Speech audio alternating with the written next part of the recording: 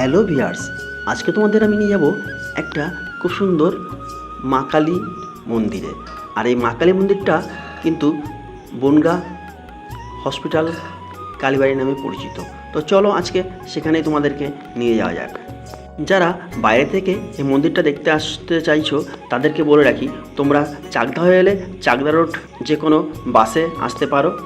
Chakdah road হয়ে আসবে, তখন হসপিটাল কালীবাড়ি বললেই তোমাদেরকে স্টপেজে নামিয়ে দেবে।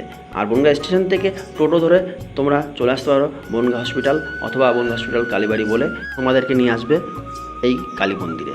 তো চলো ভেতরে যাওয়া যাক।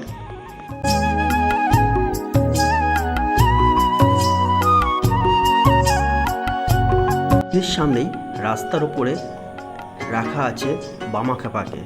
তো সেটাকে বাইরে রেখে সামনেই মন্দিরের সামনে অনেকটাই জায়গা আছে। আর মন্দিরটা কি সুন্দর,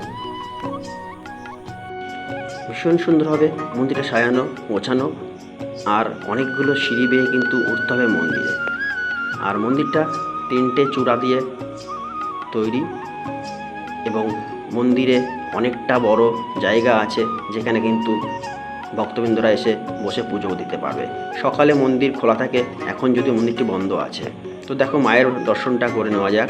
ভীষণ সুন্দর মায়ের রূপ, দেখো মা ভেতরে আছেন।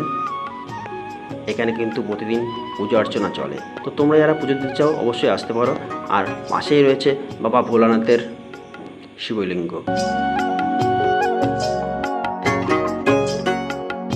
প্রতিদিন এখানে পুরোহিতরা পুজো অর্চনা করা হয়, এবং নবদম্পতিদের বিবাহ এখানে করানো হয়।